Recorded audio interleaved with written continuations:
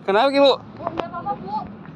Mobil yang ditumpangi oleh dua orang ini terbalik saat melaju di jalan tol layang Petarani menuju jalan Sultan Alauddin.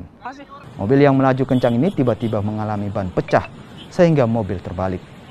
Tidak ada korban jiwa dalam kejadian ini, namun kondisi mobil rusak parah dan telah dibawa ke kantor lalu lintas jalan tol. Sementara itu kedua korban telah kembali ke rumahnya. Itu sebuah mobil Civic Kera warna putih yang dikemudikan oleh perempuan Dahlia